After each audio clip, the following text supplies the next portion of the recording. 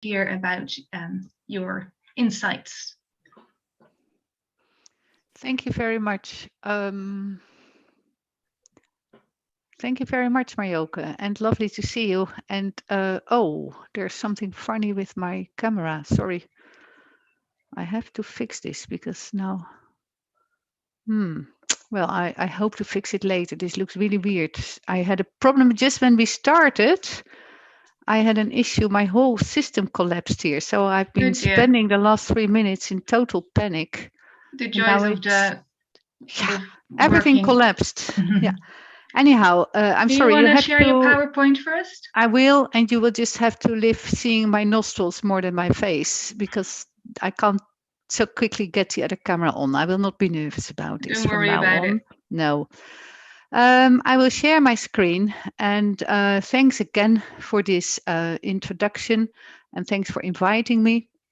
I think it's wonderful that I can speak here, especially because I have just started a new program which is called Accountability, Advocacy and Humanitarian Governance, which was funded through an ERC advanced grant. So for me, it's very exciting to be part of these discussions that all link to governance, if you take governance in a broad way, and definitely to advocacy and accountability.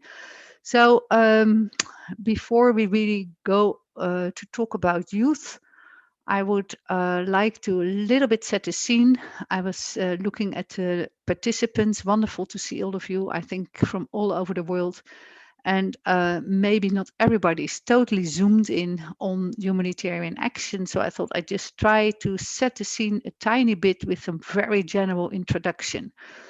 And that is that humanitarian action, as many of us have grown up with, the idea of humanitarian action is what I call the classic humanitarian aid paradigm, which is really about exceptionalism, the humanitarian principles, and very much this idea of the international aid machinery that comes to the rescue of people in settings that are very destitute and vulnerable, and we come to help you. It's a very the way I say it already sounds rather um, well, just that is already a reason for this whole debate about decolonization and all that. But it was really a rather paternalistic system, and that has been changing quite a lot in the last few years. And now we are more in an era of what I would label resilience humanitarianism, that breaks through the idea of exceptionalism, that crises are bounded, happening only here and now, and then will be different again tomorrow.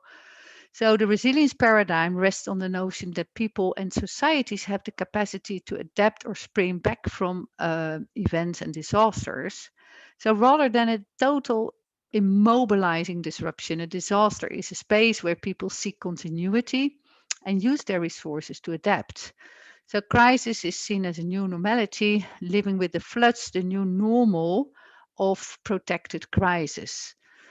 Now, this comes back, and that's why I find it nice to start my talk here, because this we now see in the whole broad space where humanitarian action is. So I see this resilience humanitarianism approach. I see it in the Comprehensive Refugee Response Framework 2016, the Global Compact on Refugees, Migration, the Sendai Framework for Action, the Busan Principles, which is about fragile states, and the World Humanitarian Summit and the Grand Bargain, which is really in the domain of humanitarian action. We see a real strong movement in the direction of resilience humanitarianism with a focus on self-help and national actors. So what it means is that we start with the resilience idea of affected populations or people of concern, and that they can help themselves. So we just need to help themselves. It really rings back to old paradigms of development, of self-reliance, where which seems very nice, but it also means in reality that the attention shifts to those people that are most vulnerable. So you're not, because you're a refugee, entitled to assistance, but only when you're really extra vulnerable, not just by being a refugee in and of itself. And implementation comes by national actors increasingly and decision making.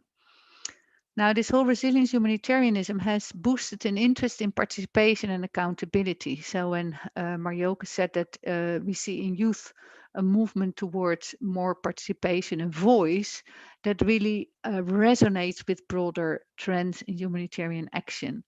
It also opened up humanitarian action even more for politics.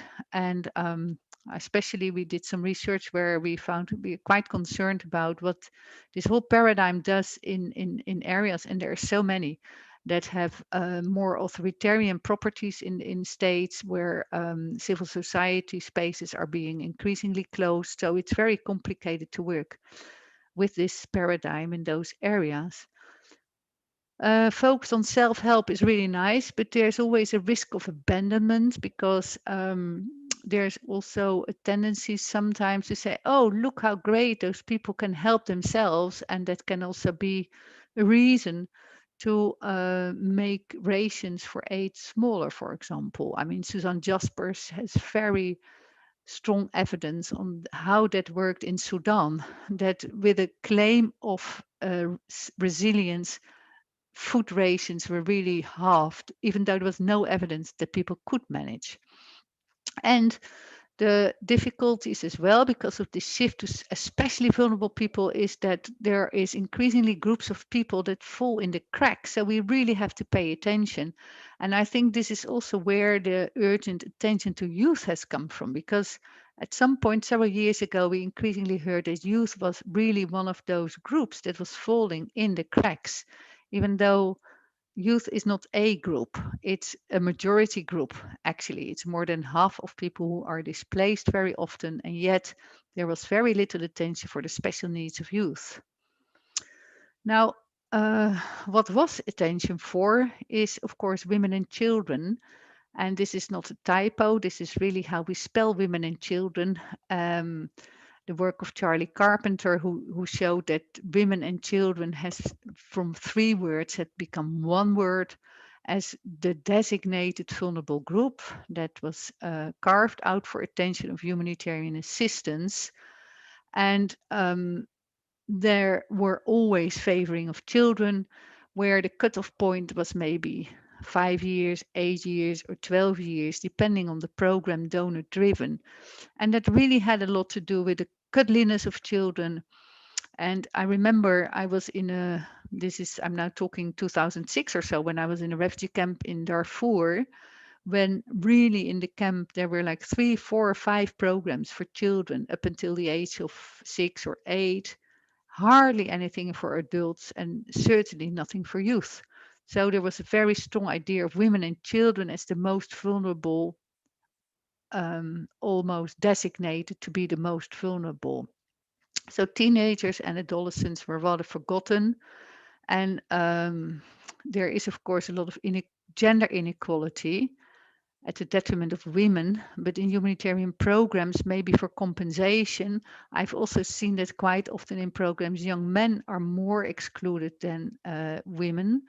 And that was especially the case when I was looking into programs in Lebanon and Jordan in relation to the Syria crisis. It seemed that every single agency said, okay, you don't get aid because you're vulnerable, or because you're a refugee. You have to be extra vulnerable. Who are vulnerable? Women and children, and perhaps women adolescents, but not young men. They are able-bodied and they should be able to work. But there was no work. Now, youth is mainly seen as troublemaking. And now, of course, there's huge attention to youth, which is not just from a noble insight that youth are very important and have rights and entitlements and have very special needs and their own agency, but also because youth is very often seen as a threat. Increasingly, youth is seen as possible migrants and possible terrorists. So many programs, for example, I follow a bit the Dutch development program in Mali, and that is very youth oriented and very oriented to sort of, if I put it very cynical, keeping youth in Mali. Yeah. As Marjoke mentioned, we are now seeing, with this growing attention for youth in humanitarian action, there was at the World Humanitarian Summit, which is as recent as 2016, so it's not long ago, There was a compact for young people in humanitarian action, and more than 60 humanitarian actors have signed up to this compact and pledged to do more for youth. So this has resulted, amongst others, in this compact has 5 key actions, which are services, more services, promote and increase age and gender responsive and inclusive programs, participation, systematic inclusion of engagement and partnership with youth, capacity, recognize and strengthen young people's capacities, resources, increase the resources intended to address those needs, and ensure that the generation and use of age and sex disaggregated data pertaining to adolescent and youth in humanitarian setting is being done. Now, I found it interesting going through the documents of the compact and IASC, the Interagency Standing Committee Guiding Principles.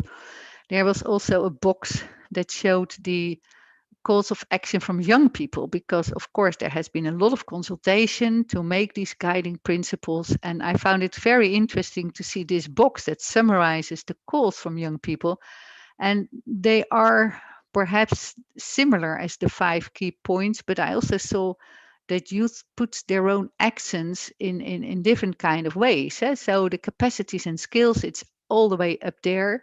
I found it very interesting that they specifically and high up ask for well-being, attention to physical and emotional well-being, but also, which I found very interesting, the role for peace builder and connector for youth as peace builders and connectors. And so the role they can play and the positive roles they can play in their societies.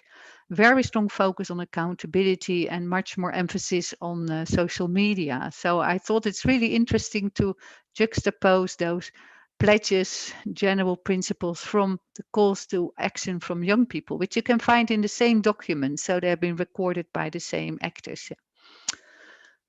Now, one of the pressing questions today, I think, is who is a humanitarian subject? And if I show you what, very briefly, I showed you the change from the classic to resilient humanitarianism, but there's many changing realities, not just in paradigm, but real realities that lead to a blurring of boundaries of who is the humanitarian subject and eligible of humanitarian care.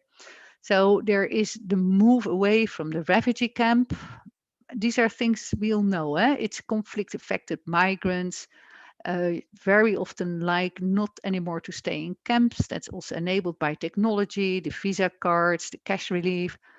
But if refugees are mixed with the population at large in urban poor areas, we can see that their neighbors are equally precarious. And rather than seeing here are the refugees, here's the population, we can speak of a continuum of suffering from populations that are there. And of course, COVID adds to this whole relief of increasing inequalities in the world.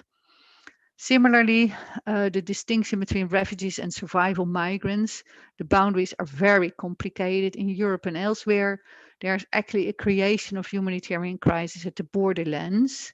So even if youth coming from a so-called safe country, that doesn't mean they cannot be persecuted. But even if they were coming to Europe to seek some employment, a better life, some well-being, by the time they have tried time and time again to come to Europe and pay for smugglers, and I don't know, they're so bereft and their health has so been affected and they're so traumatized that they are actually, you might say, subjects for humanitarian attention.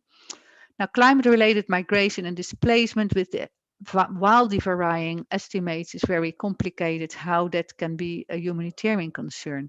Now, if we go to youth as a humanitarian subject, just going back to my previous sheet, we see the same, a continuum of suffering in the sense that youth in general, we can see in many countries, poor countries, fragile states, huge youth unemployment, very dim prospects. I always like that book, it's already 2012, of Mark Summer, which is simply called Stuck, Rwandan Youth and Struggle for Adulthood. And this is just one example. There are many studies, I think, that you can resonate with this much better than me, about how difficult it is for youth to reach adulthood and create the conditions to start a family, for example. So And this is not even speaking of youth in real humanitarian settings like refugees. I already mentioned youth migration, where one of the tragedies today in Africa is that very many regional migration routes and destinies are blocked. So where youth would find ample employment in Libya, of course, there's no employment left there. Same in South Africa, very difficult with xenophobia there on the rise. So it's not for nothing that Europe becomes a very important destination for migration. And I just saw a documentary which I really recommend, which is called Shadow Game, which shows how young boys like 14 to 18 years old, time and time, sometimes 40 times, try to cross the borders in Kosovo, in Macedonia, just trying to get to Italy or France. And they think it's their destination, and looking at the documentary you think, oh, that's when it, your rather struggles start. Now finally, can I kindly ask you to wrap up for the next yes, one? Thanks. Thanks. I will, it's just 1 minute more. I didn't see your papers. Did you put them up? Sorry. The final point is I wanted to throw attention to livelihoods, transactional sex as livelihood. I see a lot of attention to protection from sexual exploitation and abuse, which is very important. At the same time, wherever I go, I hear that young people tell us that in order not just to survive, but also to create a future for themselves. For example, as a student, they engage in transactional sex. And I think if we talk agency, as we want to talk today, it's very difficult to skip that complicated issue of transactional sex. So finally, and this is really my last sheet, I wanted to say that we all want feedback, we all want accountability. In humanitarian sector, it's very often organized through invited spaces. So the accountability and the feedback comes in particular ways. I just named the complaint box. But of course, youth doesn't really go through complaint box. They find other ways, and they might be less pleasant ways to give feedback. And it's just important always to keep the reactions of youth and see how they operate in environments of humanitarian crisis, and try to translate it as feedback to programming, which can be really, really important. All right, thank you. Thanks so much, Thea. Yeah. That was great. I really like how you centered on what are the asks of young women and men themselves in the compact, and how you put the spotlight on not just the jobs, but also voice and accountability. And I think that gives us important pointers for how we should also think about youth agency and youth voice and youth expressions. Claudia, Thea, you can end share, and Claudia, you can start sharing your PowerPoint.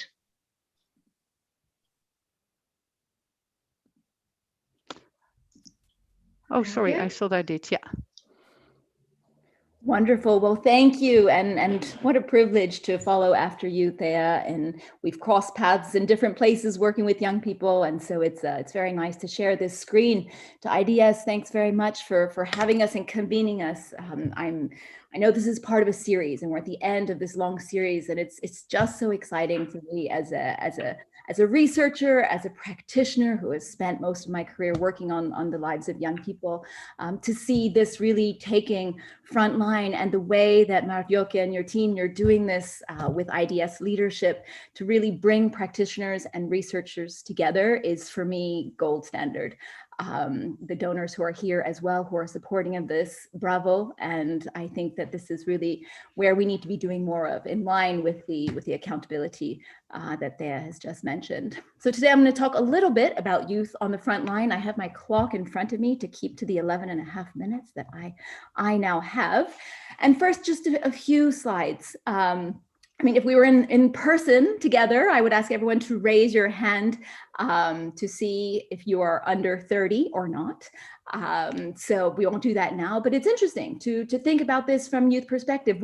Oh, good, I do see Tola and you and Satya. A few of you have said, okay, good, welcome to the young people. If we are true to what we claim, then there's going to be plenty of time at the end for Kathleen, hi, for integration of our thoughts together with yours. So comments and chats, we do want to hear your voices in really sort of meaningful ways. So we have heard, and Thea has just spoken about this, and I gather that many of the seminars leading up to this one have also spoken about this, the way that we look at youth. And so I have just a few images that sort of call to mind. My work early on was in child protection in West Africa and in a conflict zone. So I was very focused on child protection work. And those were the days of vulnerability and child victims, young people. We were really just actually children at that point, not looking at young people the way we do today, but as victims, as hapless people to be protected. Thankfully today that has shifted, which is why we're talking about something like agency today. But there was very much a sense of that violent other. What we see more, I think, today, which is very exciting, and this is again, so the first picture was a Guardian image from Liberia. This is a picture from April of Liberia. ABIC is a wonderful organization working with young people in West Africa. And these are their, I see it on the bottom, they're sort of like their slum gang peacepreneurs. Young people are doing tremendous work. So these are gang members, former gang members, who are also entrepreneurs, and they are doing tremendous work, really leading. And with ABIC and their partners, the Liberian government is sort of stepping up and supporting this. The UN is supporting.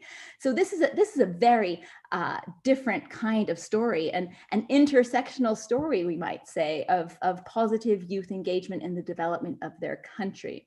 And it's a Liberian story and a West African story. And I think that is important to highlight, as I will say a little bit more on next. We also have images, and Thea, you highlighted this a moment. So if we don't include youth, well, you know what? They might take to the streets and they might become threatening and they might overthrow you, which is part of the reason why youth have been so marginalized up until now. Up until they became the appropriate beneficiary of attention. But why did we start seeing this? Why did 2250 come up? It was youth as security risk. So this was very much part of the securitization agenda. Let's sort of engage with these young people before they topple our very happily seated regimes. So the claims for voice, and in some cases, those spaces are not there, and so they are fought for. And then sometimes the spaces are there. Here we have a young woman going to vote. I live in France currently, and I'm pretty sort of in a state of desolation because I can't vote here, and the people who can vote here are not voting. So there's something very interesting about how do we engage in our society, and what are the spaces that are available. The way that sort of the international aid donor system sort of pushes democracy elsewhere, I think there could be a little bit more aid programming done at home if we're serious about governance and getting people to show up to run the kinds of governments that we actually believe are dignified and supporting of their own citizens, but also the citizens of the world.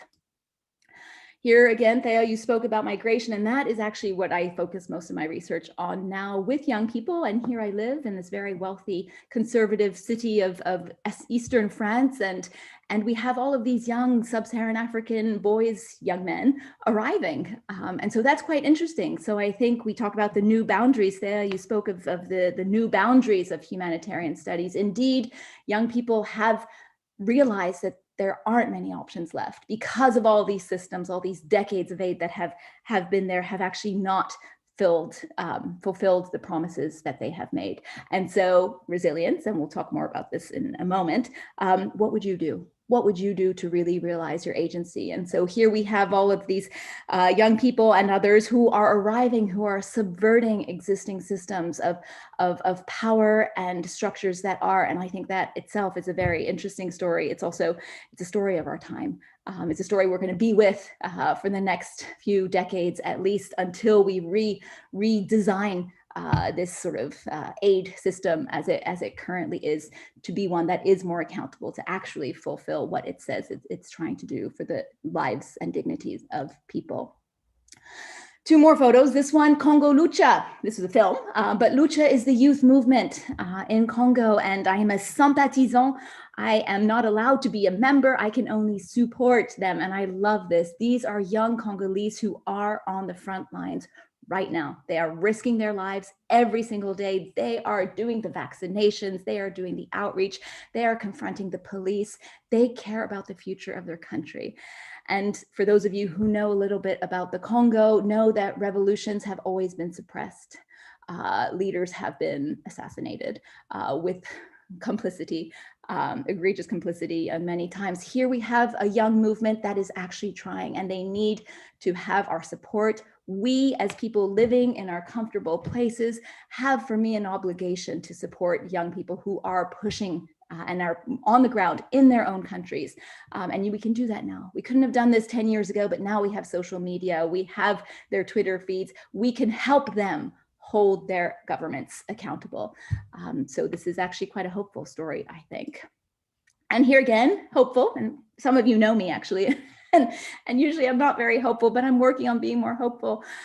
So here we have, young African agriculturalist using technology. As Thea was saying, there's the appropriate beneficiary, often the most vulnerable. But why? Why does not a young African farmer or South American or other global South farmer not get to have access to the best technology to run their agriculture and to be a young dynamic entrepreneur? So I think a little bit of the shifting of the mindset on how we look at young people is in order. And I'll now get into the second part of my presentation. Marioki, I hope I'm okay with time still. I haven't seen any cards being flashed. So this is The Myth of International Protection, War and Survival in Congo. And this was my book that came out a couple of years ago. And it is the story, it's not bedtime reading, by the way, but it is a story of my work in the Congo. And I started in 2006, and this is where I came across the amazing work of Professor Hilhorst and her co-researchers. And I had gone to the Congo to understand how young people survive. How do they cope? I had just come from Liberia before being in the Congo, and there was something going on that was very different from what the work that I was doing as a UN child protection advisor officer at the time. Something different was happening. And the more I listened to young people, the more I realized that what we were doing was really not actually supporting their lives and the realities and the challenges that they faced. So I went to the Congo first as a child protection advisor, and then as a PhD researcher, and then as a researcher, and one day, hopefully, as a tourist. But this is a story that gives the narratives of young people, and again, as Thea had mentioned, all the difficulties with survival. And while the big international attention is on the quote unquote child soldier or the sexual violence victim, these eligible beneficiaries, rather the life of young people across the country was excruciatingly difficult. So how did they cope? What were the stories that they were telling? And so this is what this book was about. But as I was writing it, in the 10 years that it took me to write it, it was also a story about myself and a story of my own journey through the humanitarian system. And thus you see with the title, The Myth of International Protection, there was very little protection going on for the young people of Congo, I found, and thus I had to leave, and thus I entered my work as a researcher and now teacher and guest at these wonderful kinds of webinars where I get to share what I have to say. Lots of my work looked at resilience. Initially, it started as resilience. This was, when I was looking at this, it was 2003, 2004. People were like, what are you talking about? Oh, you like Brazilians. We do too. They're fun people. People weren't talking about resilience in the early 2000s. Now everyone is talking about it. And Thea's critiques and mentions of it, I think, are really spot on, because it's great because we're not talking about the victimhood and vulnerability of people, but we're rather looking at their strength and their agency. That's great. However, this self-reliance is a problem, all right? It's a convenient problem that we need to be very serious about questioning in the work that we do. And I say this because I know everyone here today is really engaged and really cares about this. When the word resilience is used by donors in proposals and projects, question it. What do you actually mean? Is this self-reliance actually just making people responsible for their poverty? Because indeed, if you look here, and I'm going to have to start zooming through these slides, this is Congo. On the left is an OCHA map of displaced populations, rebel groups, and conflict. On the right is the mining and the cobalt and the tantalum, all the rich, wealthy things that power the laptop that I'm on, the phone that has next to me, counting down my timing. You cannot talk about self-reliance or resilience without looking at the lives of people within a global political economy. If people in the Congo are poor and suffering in Syria, that Philip is going to talk about next, this is also because we are so rich and we have all the privilege and the access to resources that are coming from these places. And so if you're going to talk about resilience, you have to see that person who you're trying to support the resilience of within this global system. And we are connected to that global system, which goes back to my story about democratic engagement. If I want to make a difference in the Congo, I need to see what my government is doing. What are the trade deals? What are the exports? What are the agricultural policies that are in place to keep us very wealthy and comfortable, and that keep people still sort of struggling out, trying to do the best with their poverty? So, okay, red card. So this is it. That was my main point. Let's see the political economy, the global economy, and this is popular now because we see ourselves in a historic perspective. All right, this is a story about how we extract minerals. That was rubber in the Congo. It's still the story of today, and the story of violence in the Congo is just a repetition of that history. Let's do no harm. And then the last thing, I see that Cecile is on this call as well. The YPS Secretariat is doing tremendous work. They would have talked about this at their other webinar. There is a beautiful toolkit. So look at it. When you look at it, when you use it, make sure that young people are truly involved. Make sure that you are listening to them. And when they tell you something, then adapt your programs accordingly. Thank you all. I look forward to our discussion. Thanks so much, Claudia, for bringing in both the local agency. I think we can safely say that everyone who lives a life in these kind of settings is resilient to a certain extent.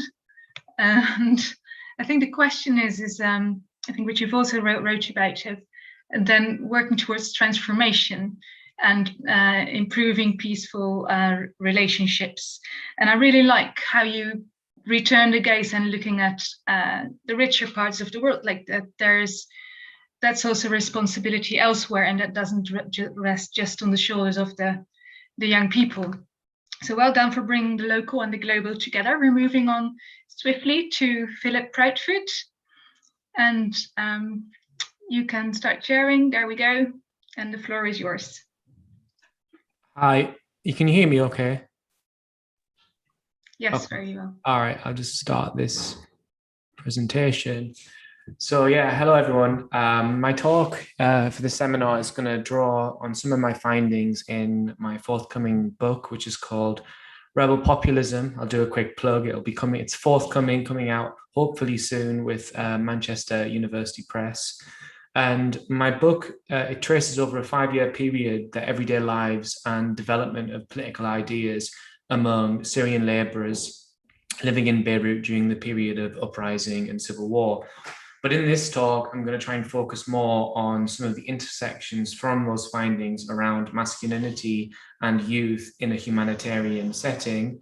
And I'm going to try and bring these conversations together by seeking to resuscitate and defend a otherwise controversial notion of masculinity in crisis.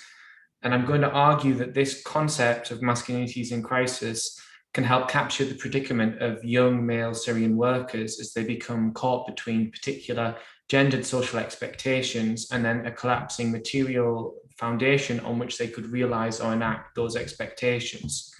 And I'm going to start by trying to set the ethnographic scene a little by reading a very small extract from the book, before moving on then to sort of conceptualize the political economy of labor migration to Lebanon and how that political economy foundation can sometimes frustrate and sometimes enable particular forms of masculine youthful self-expression. So to begin, this is the extract from my book. Abdullah stretches his arms upwards, cracks his back, and gazes out across the Mediterranean Sea. Abdullah is a 26-year-old Syrian migrant laborer. It's November 2015, and we're eating chicken fajita at a fast food restaurant on Beirut's seafront. And with us is his newly wedded wife, Dalla. Abdullah is about 5'10" and has a slightly protruding belly. He styles himself casually. He wears a hooded pullover, grey jogging bottoms, and sparkling clean trainers. His hair is kept neat and trim and blended down into a stubble beard. Recently, he's even begun to sprout greys.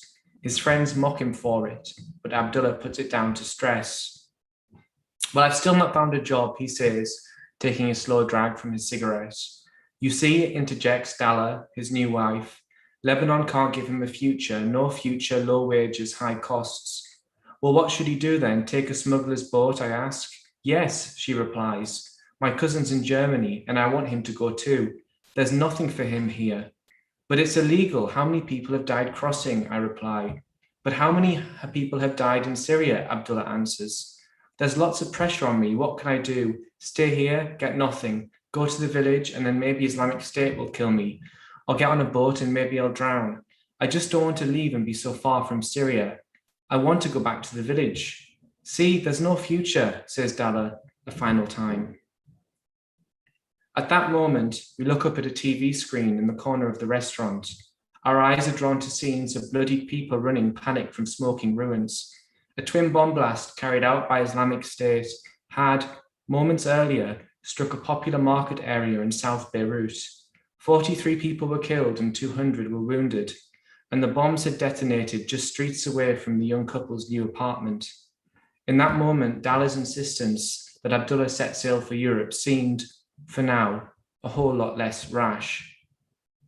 So I was present at these moments thanks to harnessing the core anthropological research method of sustained participant observation.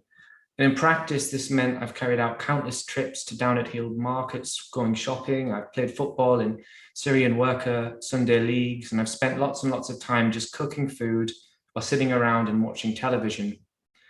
And I think it's important, before I continue, to underscore that there's nothing politically formally noteworthy about young men like Abdullah. He's not a professional revolutionary, he's not a bourgeois civil society activist, and he's not a radical Islamist, the sorts of populations that receive the lion's share of academic attention.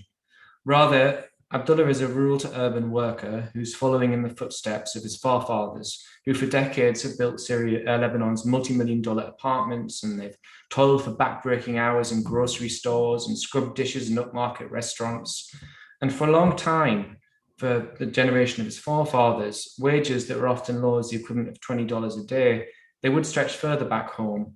And this was thanks to structural differences between the Lebanese economy and the Syrian economy, where redistributive policies in Syria kept total impoverishment in check. And if we speak in the broadest of possible terms, a free movement agreement as well meant that for a long time, there was no permanent settlement of Syrian workers living in Lebanon. This was a temporary flow of predominantly young Syrian men. And state-level measures back home in Syria also meant that agricultural communities remained more or less viable, and worker remittance flows in this situation would materialize into future small businesses, dowries, or expanding family homes. So this arrangement, to be blunt, allowed for the continuation of a broadly patriarchal social order in which young men save money, wed, assume positions as heads of household, and look on then as their sons ultimately follow in their footsteps. However, by the mid-2000s, reforms and neoliberal restructuring carried out with an intensified pace under President Bashar al-Assad wreaked havoc across Syria's rural and semi-rural hinterlands. And just at the point the country was beginning to experience a severe drought, the state withdrew its agricultural input-output subsidies and it stopped commodity price capping. And as a result of those policy decisions, living costs began to skyrocket. And for the first time, shanty towns brimming with economically dispossessed workers appeared across major urban centers like Aleppo and Damascus. Wage labor across the border began to then shift from what was an opportunity and agentive space for realizing a future to a means of survival. Men in Beirut from about the mid-2000s onwards began to face the prospect of indefinite economic exile, an unending drudgery of hard labor, and a constant struggle to make ends meet.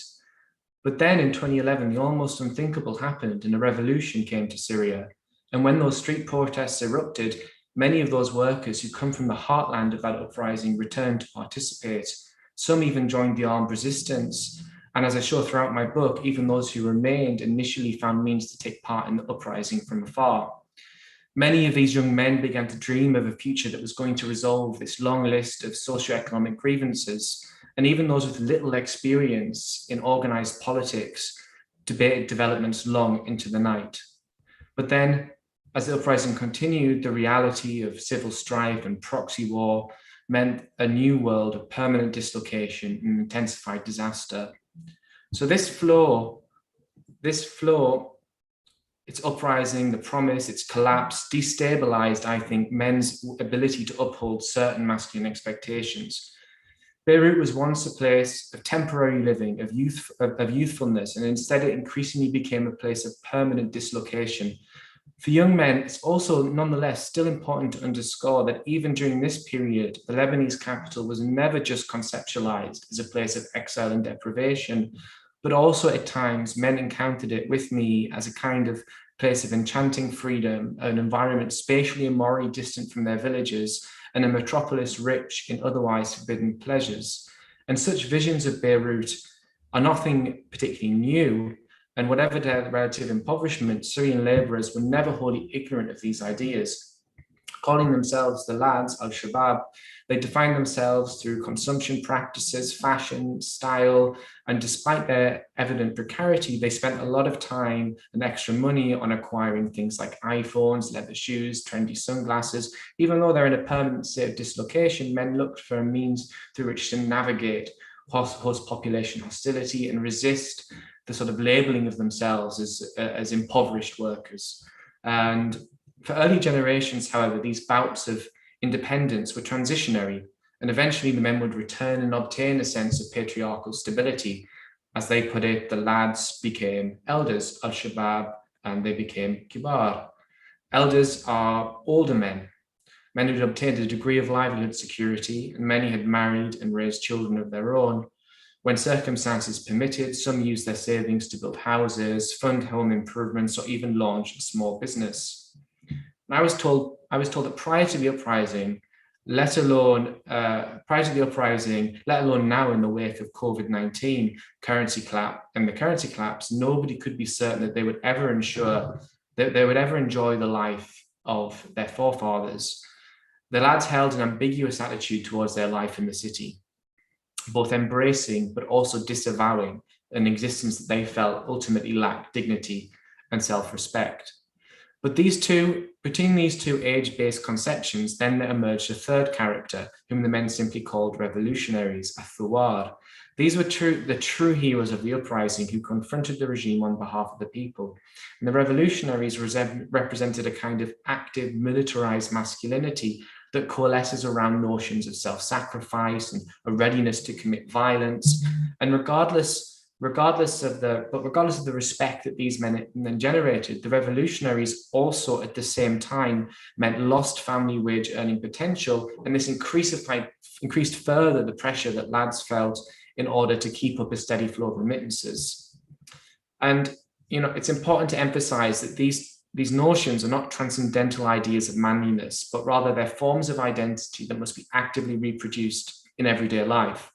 And as sociocultural expectations, they gain saliency under economic conditions that enable them. So, for example, one can become an elder if there is access to a particular economic structure that supports rural livelihoods and allows for wages generated by sons to transform into commodities back home. And one can be a lad if one can afford cheap commodities and dress in a particular way and gain access to those particular pleasures.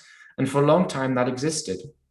But then with the outbreak of the uprising, you can see I put this splinter here where the lads suddenly hybridized to become both young men and refugees and felt more constrained, whereas the revolutionaries broke off from that trajectory, that movement, to become a distinct category on their own with access to new forms of prestige and respect.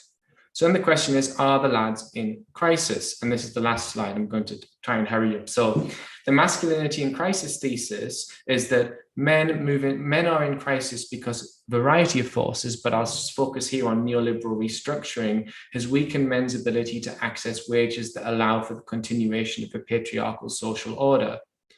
And one of this kind of thesis that men are losing their privileged space in society, and this leads to particular negative phenomena, for instance, increased incidences of male suicide or engagement in forms of violence, etc., has many detractors. Some would argue that masculinity itself is a crisis. No one can ever live up to these ideals, so the very notion of masculinity itself is a crisis.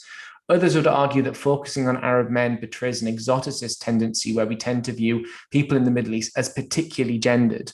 But my response to that in this particular chapter of my book is that all ideals have slippages, or else they wouldn't be ideals. Nobody can live up to an ideal, but we have to have nuance as social scientists. So we have to say there are periods in which there is an economic base that allows for a more convincing performance of these ideas and a less convincing performance. And the uprising and the humanitarian crisis was experienced as a moment in which one couldn't perform as one was expected and can't see that future that the other panelists have spoken about. And when we talk about it being exoticist, we have to stress instead intersectional forms of analysis. So of course, it's the workers' conditions as working class men that also intersects with particular gendered experience that led to, for instance, the ways in which men talked about their precarity through discussions of never being able to afford a dowry, never imagining how they were going to move on to the next stage of their life. That's classed, but it was expressed through particular masculine forms of social expectation. So it's not saying that the masculinity explains why men supported the uprising or why men joined rebel militias, but it's part of how men interpret what an economic crisis and a humanitarian crisis is like. So thus my argument is that no one encounters their singular identity like class or gender or youth through a single thing, but through a kind of hybrid. So in my fieldwork, what my findings show is that the way in which men talked about their precarity as workers was often through a gendered lens. And I have, mountains of life histories and stuff like that in the book that backs that up. And that these blockages structured their lives and it framed their agencies, and it led to those discussions and debates around whether or not to go back and join a rebel militia, or whether or not to get on a boat and go to Europe. And the point then I'm trying to get at is that no crisis is ever experienced in the abstract, and that gender and youth and class all intermingle to frame the predicament of Syrian refugees in Lebanon. Thank you. Thanks so much, Philip, for a very illustrative and for really underlining that one is not just a young refugee, one is many other things, including possibly working class, and all of them working very hard to realize expectations and aspirations, and that includes supporting many others in their lives. So we're not losing the focus of their wider social relations that are very important for them. Thanks for that. We're now moving on to the discussion, which will be started by our two discussants. I'm really pleased to introduce you to Malika Ayer, who is the program coordinator and humanitarian action specialist for the Global Network of Women Peace Builders, GNWP. She's overseeing programs in Asia, and she's also involved on enhancing the synchronizing between women peace and security and the youth peace and security agendas. And that's exactly also why we invited her to be here. And then our second discussant after Malika is Natasha Skjoldgaard, who is the Global Youth Advisor in the Danish Ministry of Foreign Affairs. And her role as Global Youth Advisor is to mainstream youth and meaningful youth participation across strategic priorities in the Danish development cooperation, as well as foreign policy. And Denmark was part of one of the partners in designing the guidelines for youth in humanitarian settings. So, which is why we invited Natasha to be here. Malika, you have the floor. Thank you so much, to IDS for convening this important conversation, and thank you to the panelists for your very powerful presentations. I couldn't agree more with the points that were raised.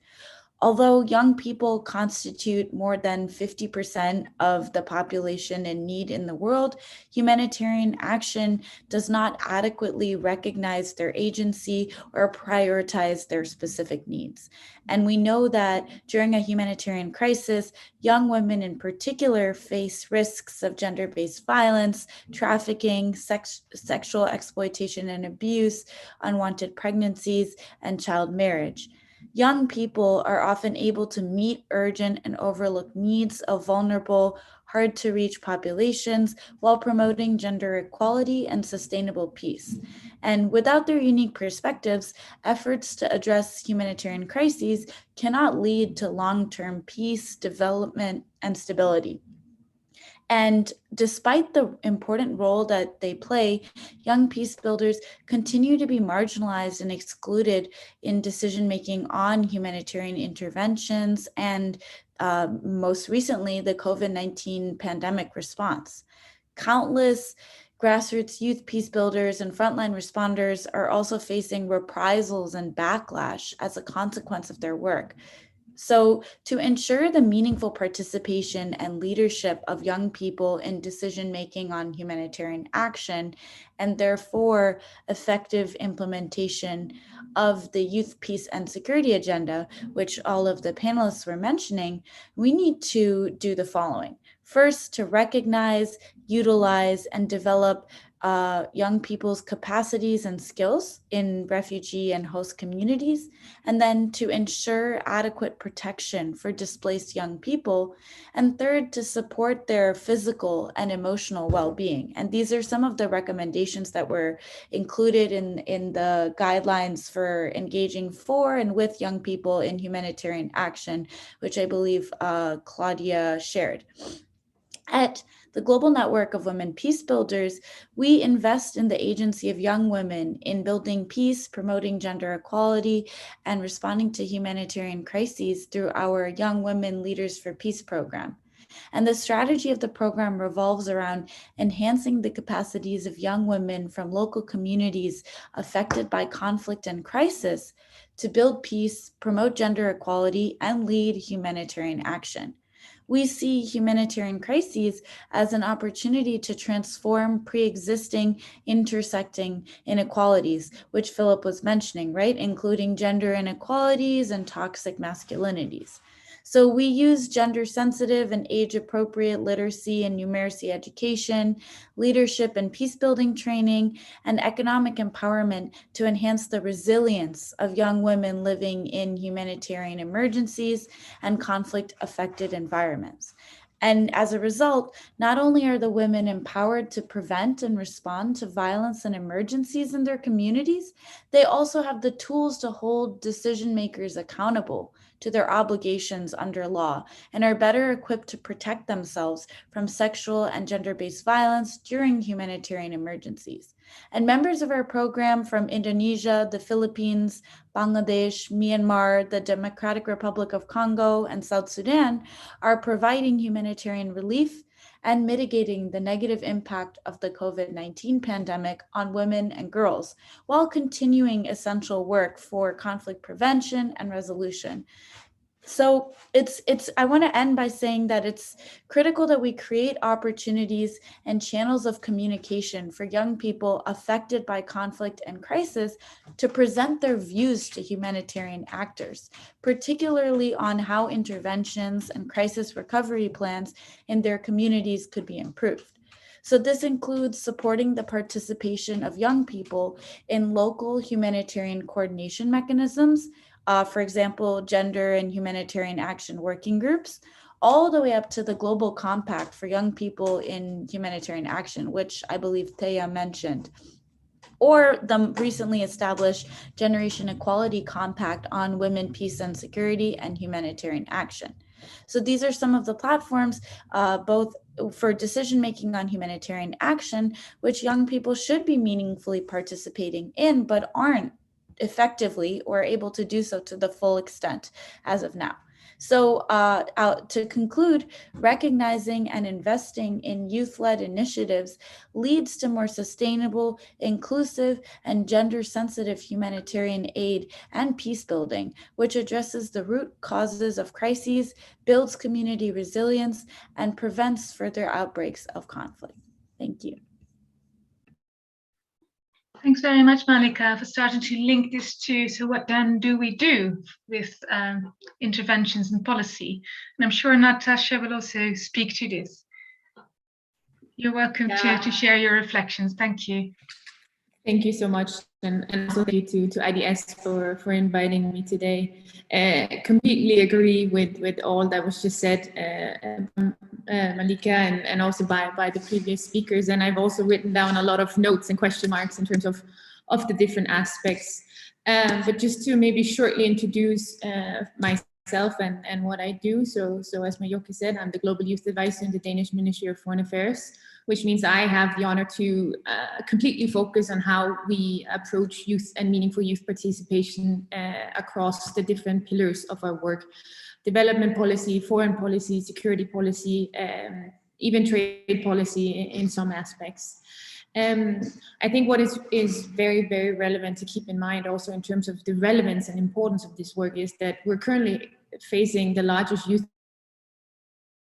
generation in history, 1.8 billion young people in the world, and 9 out of 10 of those are based in developing countries.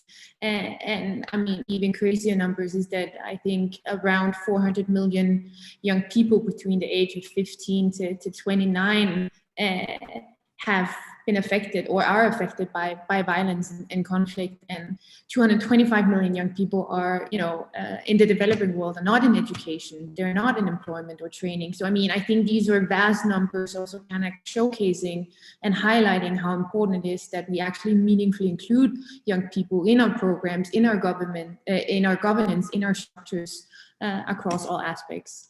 So from a Danish perspective, Denmark has quite a strong focus on youth and adolescents in our humanitarian work, especially as agents of change. And I can't mention it, but that is also kind of a founding principle for us, that we see young people as partners, not just as beneficiaries. They're equal partners in our work, and that's why we include them in what we do.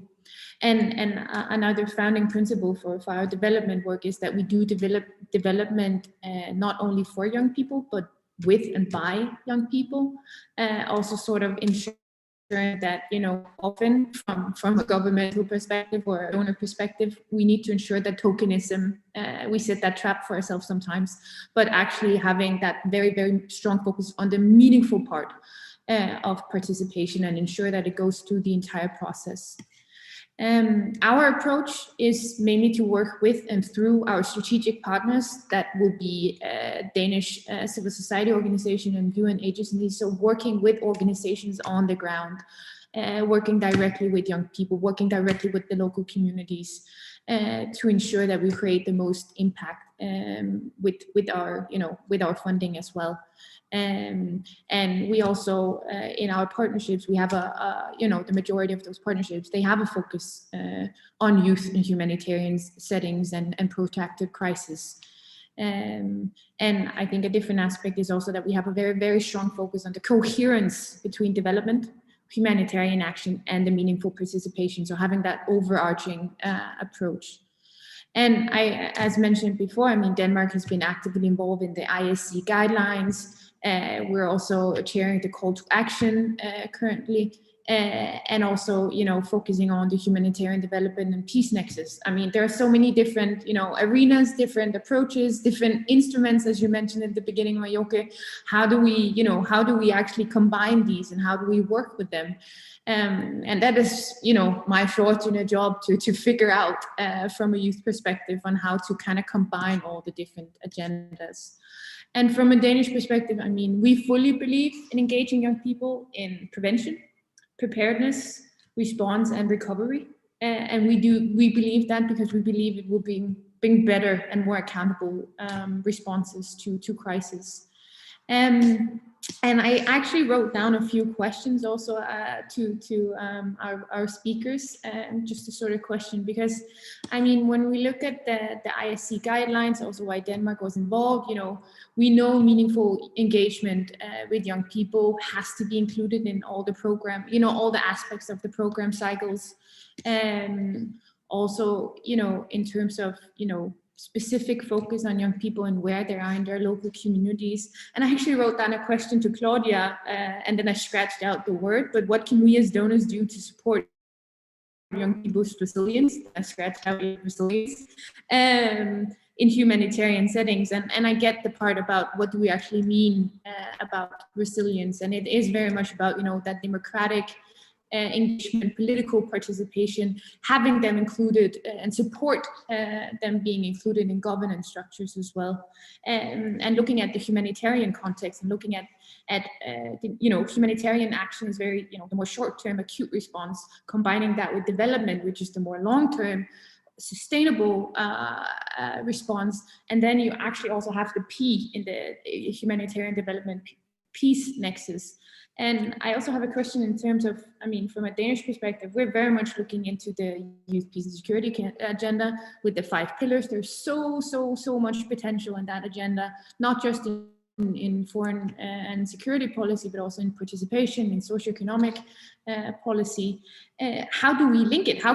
That's also my question. How do we use that agenda specifically to actually strengthen the peace part of the humanitarian development and peace nexus, because that's also a very, at least how I see it, a good hook to bring forward a strong youth agenda in that context. Maybe I will also stop here. I could continue on, but I think I will let that be my final remarks for now. Thanks so much, Natasha, for also making this link to policy specifically for Denmark. We'll have a look at how many questions there are. Otherwise, you will have another opportunity if you had more questions to ask further. I'm turning back to the panel for the moment. And I do also have questions myself, but this notion of participation came out so strongly. So we can talk about that for a bit longer. But first, I want to give the panelists the opportunity to respond to what Malika and Natasha have said. Claudia first, perhaps? No, Thea is up there. Thea, would you like to go first and then Claudia? No, can we? I would much rather listen to Claudia first. Claudia first, and then I'll get back to you, Thea. I would much rather listen to you, Thea. Okay, wonderful. Well, thank you, Natasha and Malika, for these kinds of comments to help us ground. And I wish all donors were like you and like really got this. And perhaps you are leading the way. And I know there are others as well, but you're here. And so this is proof, and I go by proof in action.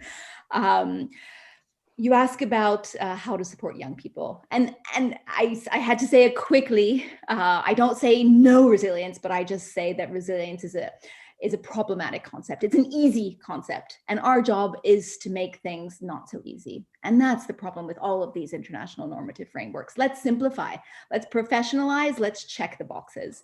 And that is to our own peril. I don't think that the humanitarian system has the same credibility that it had 20 years ago because it hasn't held itself accountable, despite all these wonderful conferences and protocols and frameworks. And so the work needs to be done. And it can only be done with donors like you. Malika, you mentioned the kinds of frameworks that are out there. These are great. And the problem is they look so good on paper, but they're difficult to do in practice because this whole enterprise is difficult because life is difficult in practice. And so let's take the time to complexify always and to understand, okay, well, first of all, realistic expectations. And then if we're talking specifically about youth participation, that takes time. So we have the frameworks, we have the professionals. I'm sure there's even master's programs that teach people how to be youth participation experts. It takes time and it takes money. Right. So it's not just a check the box, we're going to have these youth things coming in, and this wonderful sort of youth peace and security secretariat, the program that I showed you on my last slides. All of that is very well researched, like done by some of the greatest thinkers on these topics. And they really went to the ground and they spoke with people. And this is what youth are asking for. We know what youth need. So then it comes on to us. what do we need to do to make sure? Because, and for those of us who have children know, if you don't fulfill your promises, respect is gone. This collaboration doesn't exist anymore. So this honest sort of partnership. So that takes time, that takes money, that takes commitment. So Natasha, you are leading this. Malika, you are showing the way on how this can be done, but we need to really practically think about what that really takes. And truly, are we willing to change our programs when they are not working? Are we? If we're not, we can't say that we are partners. We can't say that we are holding ourselves accountable. We have to say something else. We have to say we're doing this, we're doing this for other reasons. So to really take that on and to hold ourselves accountable to each other. And so when we have good models of what works, and let everyone know that it is actually that easy and that it can be done sort of in, and other people can replicate. And there we go. That's all I have to say. Thank you for these great questions. Thanks, Claudia. Theo, do you have anything to add for this one? Do you hear me already? Yeah, just one little point, because I so agree with everything and it is so interesting. And I also very much agree to the last point that Claudia makes, like what are the consequences of listening and recognizing agency? And the consequences are that we also have to listen to messages that are not pleasant to our ears and that are not like music to our ears, because many messages will not be like that. And we still need to take them seriously and take them as they come. So that is one. And secondly, this touches on the whole setup of humanitarian action. I mean, this is, if we want to respond in programming to feedback, we need flexible programming. And everything I've seen in the last 20 years has been swimming in the opposite direction. Partly because of the legislation around terrorism, partly because of parliaments in donor countries that become increasingly strict and want to see results. I see donors getting more strict on their log frames and their results and their outputs and not enable flexible programmings, and which comes back time and time again.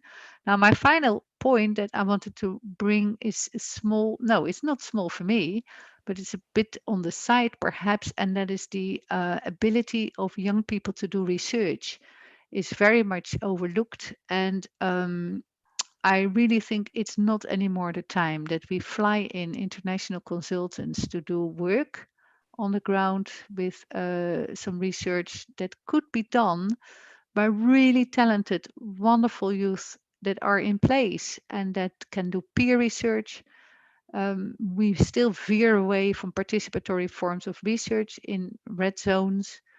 And that's a pity, and not only unfair and unjust, and also not good for our footprint. So there are so many reasons why we really have to radically alter those practices. And I just want to add that layer that youth is also doing research. I mean, they're also very clever with agriculture, but also very clever with research. And the cleverness of those youth also need to be tapped into. Thanks, Thea. Yes, I'd really like to echo that, actually. I think we're at IDS, colleagues and I, we've learned quite a big deal from facilitating youth-led research. So supporting youth, asking their own questions and supporting them with developing their own methodologies. And that also seems to boost young people's confidence, having done that research, to then engage in the discussion with the authorities that they encounter in their own settings, be they the authority of the humanitarian actor or the local state actor. And so it's preparing young people through doing their own research to do that participation. They feel more confident when doing that. I also really liked, Natasha, that you flagged how if one of the definitions of resilience includes a notion of participation, that will also then help us move beyond that short-term intervention and building the foundations of moving into a peace building and a more sustainable peace. So I think it seems to run through, and there is all this knowledge on participation and how to organize that in relation to development projects, to programs and project cycles. And it seems that in international development, that can be really capitalized on when we're talking about humanitarian settings. Philip Prattfruit also wanted to build on the notion of resilience, and something Claudia started talking about. Go ahead, Philip. Hi, yeah, because I figured I should comment on it because I'm also, I think my official title at IDS is like Humanitarian Development Nexus as well, Nexus Fellow, something like that. So I thought I could talk a little bit about resilience and how that relates to young Syrian migrant workers in Lebanon. I mean, first of all, the first overarching thing that's important to say about that is obviously it's not currently possible for Syrian refugees in Lebanon to exercise resiliency because there is a massive financial crisis in Lebanon. All work opportunities have largely stopped. And that's prior to the situation, even before the financial crisis, when you have a huge surplus of supply, low levels of demand, and maximum space for exploitation with jobs with poor pay and bad conditions. So, you know, first of all, the resiliency thing, often what that actually means is access to labor markets, but labor markets aren't resilient. So there's the first problem. The second problem is we have to say, what does self-reliance, yes, sounds great, but that as a value is shot through with gender. So of course, one of the things that these young men want more than anything is to be self-reliant, but they're not. But when they're self-reliant and they're getting a steady wage and they can send remittances back, there's a whole other chain of dependencies stretching back into Syria. So what they're actually doing is in the ideal situation where you have self-reliant migrant refugees, so people who are acting as sort of who would fill the sort of the nexus approach, they're sending wages back to Syria to support women at their homes who might then be working on their farms in undervalued, non-remunerated forms of agricultural labor. So an intervention that seeks to increase their self-reliance would also increase then the dependency of women back in Syria on their male partners and family members in Lebanon. So there's an entire set of chains that interlink people in these protracted crises where different sorts of interventions will have different effects on the social sphere. And the ways in which the history of Syrian labor migration in the region has been conceptualized prior to the uprising is a kind of mixture of coercion and consent, which is what the political sociologist John Chalcraft in his book Invisible Cage refers to this like movement of labor, which is that, yes, it's an opportunity, I'm going to go and be self-reliant, but it's also not entirely free. It's also provoked by intermittent downturns in the rural economy. And when you make this sort of self-reliance argument and resiliency trend, ultimately, I mean, we have to be clear that its real aim for many governments in Europe is to prevent a flow of refugees into Europe. That's why it exists, really, let's be honest. And then you have to say, okay, so if you don't care about intervening on the gender sphere and that you're going to, prop up the patriarchy, and of course the patriarchy in Syria was propped up also through the sort of state reforms that existed prior to the liberalization period. But if you think you don't care about that, we just want these men to be self-reliant and it's okay for them to have chains of dependency. If that's the objective, then and you actually want to center these men, the best possible thing is for them to move to Europe, get paid really good wages, and send them back to their family in the Levant. That's the honest truth of it, because they aren't going to find any work in Lebanon. And the work that they do find is going to be in very poor conditions.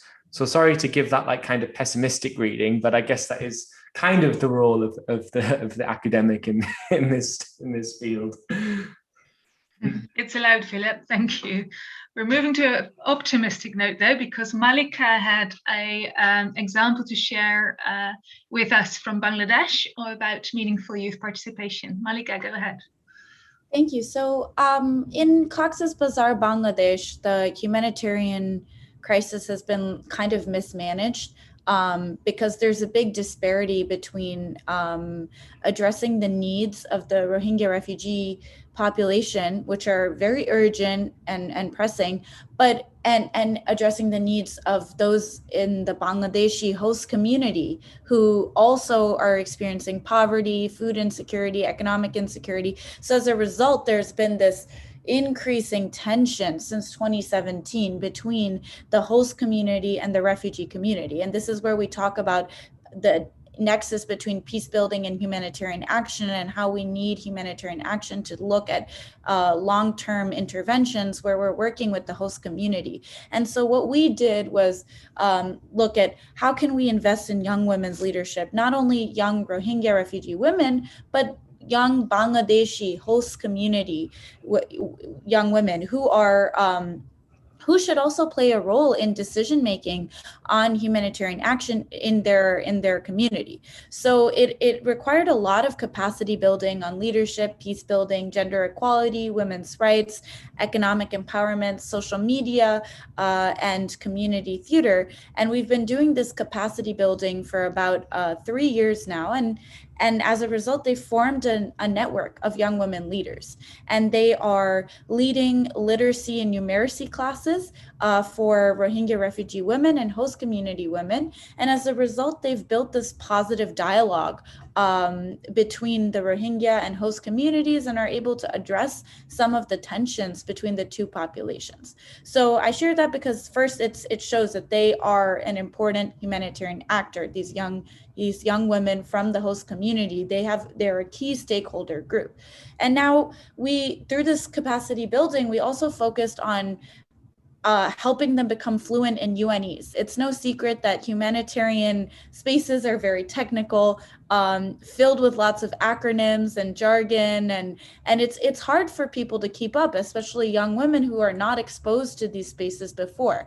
So we worked a lot on helping them understand the vocabulary so that when they're in the Gender and Humanitarian Action Working Group meetings in Cox's Bazar, they can understand what's going on. And another practical thing that we did is we facilitated simultaneous translation from English to Bangla, because before I believe like February, all meetings of this working group were in English. But we said, well, how are host community young women supposed to participate if they're not fluent in English and able to talk about humanitarian issues? So something as simple as helping them speak UNEs and having simultaneous interpretation, to very easy things, and now they're able to review the Gender in Humanitarian Action Working Group plans and talk about how this impacts the host community and the Rohingya women that they work with, and can meaningfully influence decision making. So yes, it does require long-term capacity building, but there are also simple fixes that when you just put your heads together, we can reduce some of these barriers. And one of them is also internet access. So we gave them smartphones and mobile data so that they're even able to get online and attend these Zoom meetings. So there are barriers to participation that are very practical and easy for us to address, and then the long-term capacity building. And this is the kind of partnership between the UN, INGOs, and local civil society that makes this kind of progress possible. Thanks, Malika. It actually links really nicely to that image that Thea showed in her final slide of a presentation on the created space of the UN. So how do we equip and prepare young people to make the best use of those invited spaces? And actually, all those strategies and tactics you've explained, they really resonate with like the women's empowerment agenda and the strategies of women's movement. And what have they used to break those barriers to participation? I'd be really interested to know also more about the other way around, though. So the created space by youth, and how the donors and the UNs connect better with what youth already are saying, and because it can't be a one-way street that we just ask young people to politely occupy created spaces. We're nearly at the end of time. There was one more question to Philip about gender relations, a young man's framing of their frustration about gender relations, and how it's linked to expectations, social status linked with age. So I'd like to give you the floor for that, and then we'll probably be wrapping up. So yeah, it's a good question, and in the chapter that deals with this, I spend a lot of time discussing discussing sociological literature on the overlaps between class and gender and youth, because I'm a fan of this framing called Masculine Trajectories by Farhar Ghanim's book about young Egyptian men, which stresses that sort of your movement through age is relation to occupy. It relates to your ability to occupy different points of gender expectation. So, and I know it's the sort of annoying answer that people give, but it's both at the same time. So like class, gender, and age, I view as like things that are all experienced together. So that there's young men's ability to gain the sort of social prestige that comes with their age is linked to their ability to generate wages that transcend subsistence, which means they can then afford particular commodities that allow them to perform the expectations of sort of a young urban Beiruti. So there's a lot of stress among my informants around passing as Lebanese and people not realizing they're Syrian refugee workers. And obviously that's kind of social status and expectation is linked to sort of notion of a youthful, trendy masculinity that's connected to performance and sort of a sort of a new laddism, and it's a type of masculinity disconnected from just being the breadwinner, and that's only possible with particular economic conditions. And in that chapter, I make a big point of talking, like there's a tendency within certain forms of strict Marxist sociology to think that class is this really exceptional category, but I'm more from the like sort of E.P. Thompson tendency. So I think class is always experienced through particular sociocultural forms, and one of those forms is gender. So people don't encounter class in a raw sense. So when workers find their wages have been collapsed, they don't think, your first immediate thought isn't about the sheer financial calculation. It's, what does this mean for the rest of my socio-cultural world? This means I'm not going to be able to invite people for dinner at Ramadan. I'm not going to be able to perform the expectations. When I have guests coming over, I can't give them like treats or snacks because I can't afford it. So that sort of social status and those frustrations are all combined. And that's why I just think that it's really key to have this sort of joined up appreciation of what agency and youth and gender means in the humanitarian crises on this experiential level, a sort of lived experience level of these moments of crisis. So yeah, sorry to do the whole it's all at the same time answer, because it always feels like a cop out, but it really is. It's adding to the complexity, but as someone said, life is complex. And I just one more look around the panel. If someone has a burning reflection before I close. No, right, great. And then I think I'll start, of course, with thanking you all for contributing to this panel as speakers. It was really fascinating. You've addressed so many facets of the lived realities of young people and in humanitarian settings and conflict settings. I think at some points these boundaries are really very blurred. And what stood out to me was really your discussion of resilience and how we should see this in quite a political light, not just surviving and coping and all the ways we do. Young people are working hard to keep livelihoods going, but to look at the political aspects of this as well, in order for it to work towards peace building and transformation.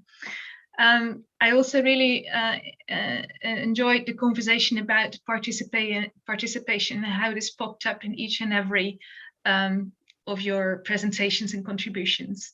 There's still a lot, and I think that has run through the entire webinar series about young people asking to be heard, to be listened to, for their agency that already exists to be recognized. And I think that's what we will look at moving forward. I want to thank the audience for staying with us throughout this time. All of the webinars will be online.